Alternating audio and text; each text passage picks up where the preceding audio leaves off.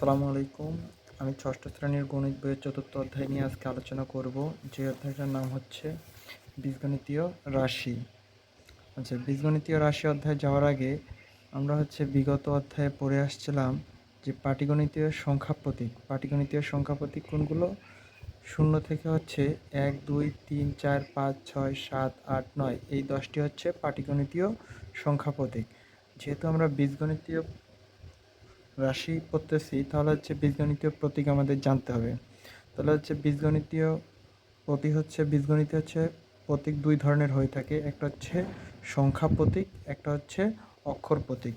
সংখ্যা প্রতীকগুলো যে 0, 1, 2, 3, 4, 5, 6, 7, 8, 9 এই 10টি বীজগণিতীয় সংখ্যা প্রতীক। পাটিগণিতে আমরা বাংলা দিয়ে পড়লেও বীজগণিতে আমাদের এগুলাকে ইংরেজি দিয়ে পড়তে হবে।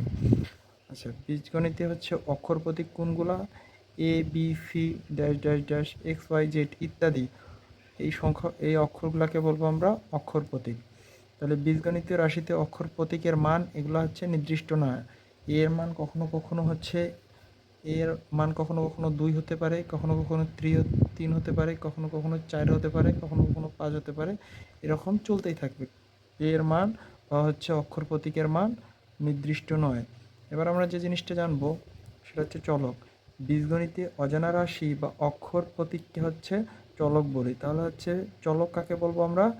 যে অক্ষর প্রতীক। বীজগণিতে অক্ষর প্রতীককে আমরা চলক বলতে পারি। একটা উদাহরণ যদি চিনে নেই, সেটা যে 7a।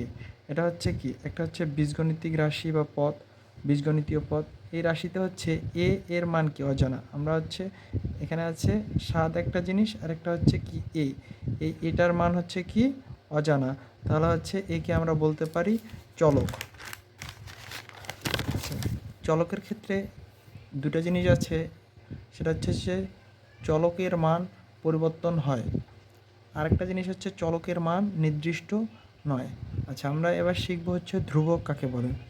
যে যার মান নির্দিষ্ট, যেই সংখ্যাটা বা যেই জিনিসটার মান নির্দিষ্ট তাকে আমরা বলতে পারি ধ্রুবক। যেমন 7, 8, 9, 10 এরকম আরও অনেকগুলো সংখ্যা আছে যেগুলোর মান কখনোই পরিবর্তন হয় না।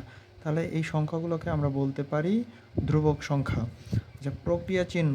আমরা পাটিগণিতে প্রক্রিয়া চিহ্ন শিখে আসছি। সেগুলো 4টি: যোগ, বিয়োগ, গুণ, ভাগ।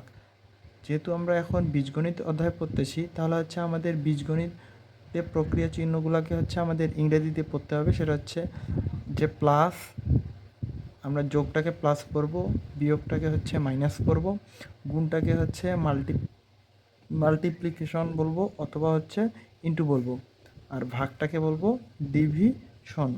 আচ্ছা, বীজগণিতীয় পদ আমরা জানবো, বীজগণিতীয় রাশি জানবো। প্রথমে রাশিতে আসি। যে রাশির সংখ্যাটাই আমরা এভাবে দিতে পারি: চলক, ধ্রুবক এবং প্রক্রিয়া চিহ্ন এর অর্থবোধক সংযোগকে বীজগণিতীয় রাশি বলে। তাহলে আমাদের একটা বীজগণিতীয় রাশিতে কী কী থাকতে পারে? আমাদের চলক থাকতে পারে। চলক কোনগুলো হয় সাধারণত? যে এক্স, ওয়াই, জেড বা এ, বি, সি এরকম কিছু আমাদের চলক আকারে থাকতে পারে। ধ্রুবক কোনগুলা? যে 1, 2, 3 এই ধরনের জিনিস থাকতে পারে। আরেকটা জিনিস দেখি কি আছে? প্রক্রিয়া চিহ্ন। প্রক্রিয়া চিহ্ন কি? প্লাস, মাইনাস, ইনটু, ডিভিশন এই চিহ্নগুলো যুক্ত থাকতে পারে। তবেই আমরা বলতে পারবো সেই রাশিটা বীজগণিতীয় রাশি।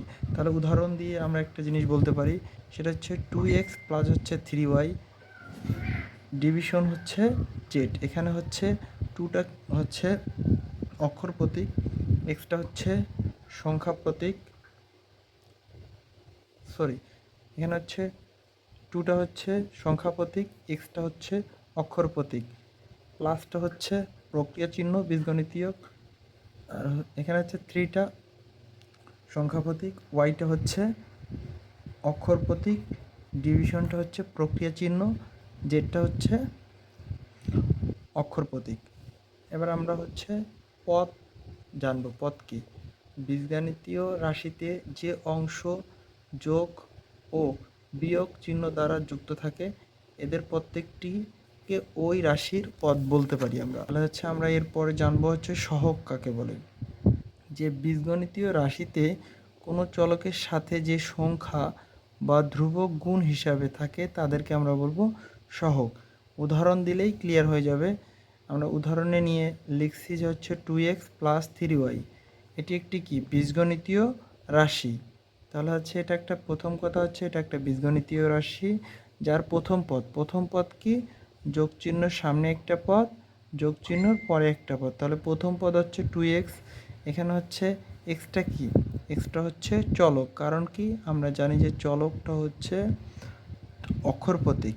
তাহলে হচ্ছে চলক হচ্ছে এক্স, চলকের সাথে কত গুণ আছে, 2 গুণ আছে। তাহলে চলকের সাথে 2 সংখ্যাটি গুণ হিসাবে আছে, তাহলে এক্সের সহগ আমরা বলতে পারি 2।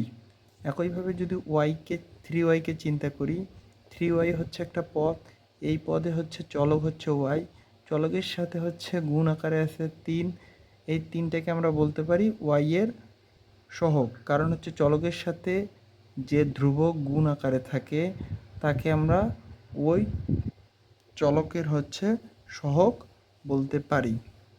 আচ্ছা, আরেকটা জিনিস সেটা হচ্ছে যে কোনো বীজগণিতিক রাশি যদি হচ্ছে এক পদের হয় তাকে আমরা বলতে পারি এক পদী রাশি। যদি 2 পদের হয় সেটাকে আমরা বলতে পারি দ্বিপদী রাশি।